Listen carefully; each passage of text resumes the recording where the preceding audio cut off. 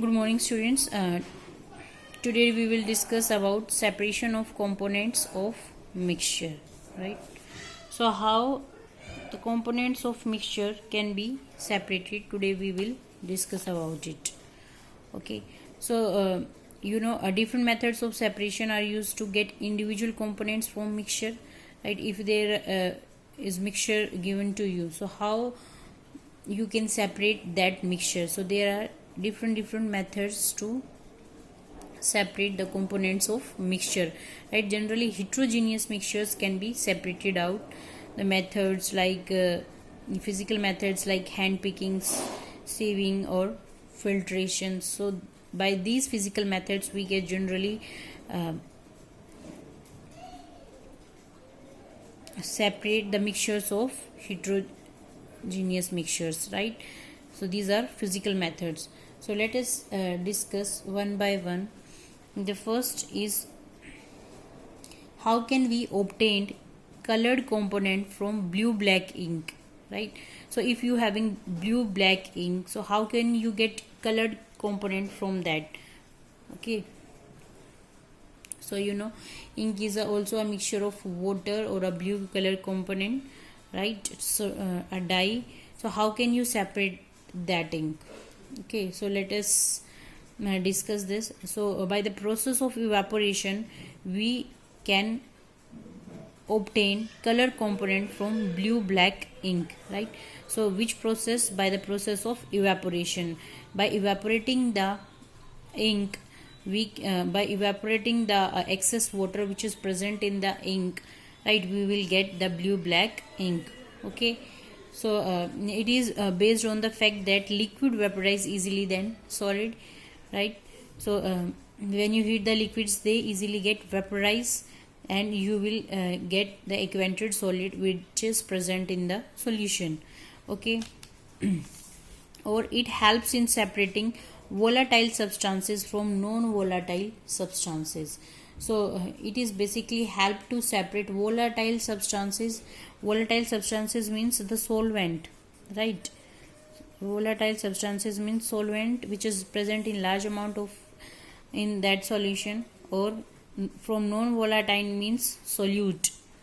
So basically it is used to separate volatile substance from non-volatile substances. So let us see how we can obtain color component from blue or black ink. So see, as we discussed, by the process of evaporation we will get blue color ink. So what we have to do? Firstly, fill half of the beaker with water. We need a beaker for that, right? Watch glass, ink, or this is burner or tripod stand. So these are the things which we have to require. So firstly, fill the beaker with half of water, right? Fill half a beaker with water.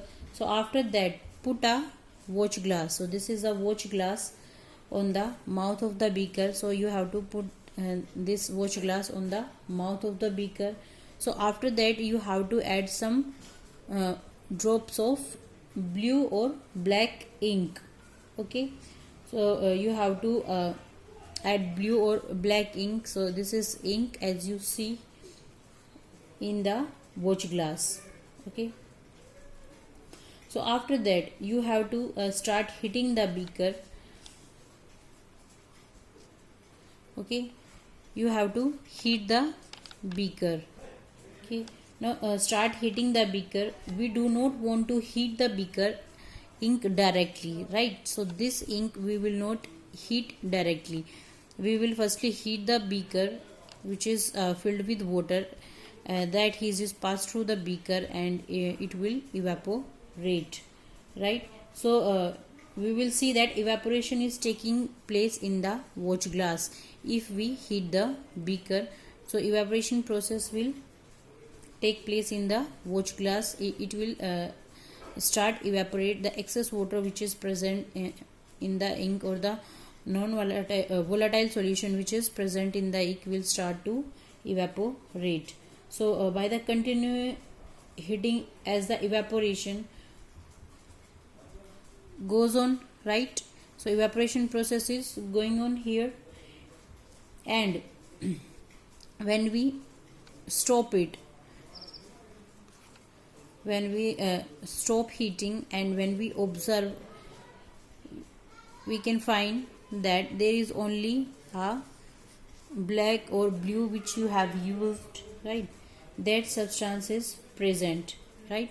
So there is a change substance which is present over here, because excess water which is present in the ink get evaporated, only the solid material is present here, right? So from here what we conclude, what we can say, that we can say that ink is a mixture of a dye or water. So ink which we used here, it is a mixture of dye plus water, and water is evaporated by the process of evaporation. Water evaporate ho gaya, so we have with us only dye, right? So from here what we can say, from here we can say that we can separate the volatile components. So what is volatile component here? That is water, from its non-volatile component, that is dye, okay, and that is solute which is present in the solution by the method of evaporation, right? I hope this is clear to all of you. So let us discuss another separation method, that is separation of cream from milk. So how we can separate cream from milk? Milk में से हम cream कौन से method से निकाल सकते हैं? By the process of centrifugation, right? Centrifugation is a process which is used to generally separate milk from separate cream from milk, right? Cream को और मिल्क को सेपरेट करने के लिए हम कौन से प्रोसेस यूज करते हैं? That is centrifugation. So this method of separating the suspended particles of the substance from a liquid, right? So centrifugation generally कहाँ यूज होता है? जब आप किसी सब्सटेंस में से जैसे मिल्क में से आपको क्रीम अलग करना है, राइट, सेपरेट करना है, तो आप उसको फिल्टर पेपर पे तो फिल्टर कर नहीं सकते, right? So because the solid particles in the liquids are very small, right? In this case the solid particles in the liquids are very small and they can not pass through the filter paper. So if they are not passed through the filter paper, you have to use this centrifugation process, right? At that time filtration process will not work out, so you have to use centrifugation process. I hope this is clear. So the process is carried out by a machine, right? You have all seen your mother in the kitchen when she used to separate cream or milk. So the machine which is used for this purpose is called centrifuge. So what is the basic principle behind it? If we talk about the principle of centrifugation, so what is that? So that is the denser particles are forced to the bottom and the lighter particles stay at the top. So what is basically centrifugation? In this we use generally a machine to centrifuge or to separate the two mixtures, right? So the basic principle is when the centrifugation process is started, then denser particles, जो heavier particles होते हैं, that will be at the bottom of the container and the lighter particles will become at the top of the container. So what are the denser particles? Denser particles, if we talk about cream or milk, so denser particles are the buttermilk, or the lighter particles are the butter which is come on the top of the vessel, right? And stay at the top when spun rapidly. So this is very important. Spinning process is very important in the centrifugation. Okay, I hope this is clear. So let us find what are the applications of it. So it is generally, as I told you, it is generally used in houses or in milk dairies to separate butter from milk, or it is used in diagnostic laboratories for blood और urine test. ठीक है, laboratories में भी use किया जाता है blood और urine test के लिए, डायरीज में यूज़ किया जाता है, राइट, जो डेयरीज होती हैं उनमें यूज़ किया जाता है, होम में आपने देखा ही होगा आपकी मदर यूज़ करती हैं. Okay, and it is used in washing machine. Yes, in washing machine, if anybody asks in washing machine which work on which principle, so it is basically work in the principle of centrifugation. If we talk about dryer, right, dryer of washing machine, right, to squeeze the wet clothes. So it is basically based on centrifugation process. I hope this is clear. So let us talk about another separating process, that is separating two immiscible liquids. Immiscible liquids are those liquids which cannot mix with each other, right, which cannot mix with each other, so that are immiscible liquids.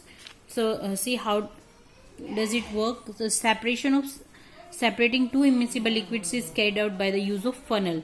तो हम जो to इमिसिबल्स liquids होते हैं उनको separate करने के लिए we can use funnel, हम फनल का यूज कर सकते हैं, right. So let us see with the help of example separating kerosene oil और water. Okay, if you having kerosene oil and water, so how do you separate both of these? So how do you separate? So let us see. So you what you have to do, you have to fill water and kerosene oil from the top of the funnel, right. From the top of the funnel you have to put kerosene oil and water. Okay, and after some time you have to keep this apparatus or stay this apparatus as it is for some time. And after some time what do you observe? You will observe that there will be a separate layer of two mixtures, right. There is a separate layers of two mixtures. It's separate layer of water or separate layer of kerosene, right. As you see, kerosene is on the top and water is in the bottom. So why is it so? Because this is based on the principle of densities, right. Because the basic principle involved in this is the difference between the densities of liquids which we used.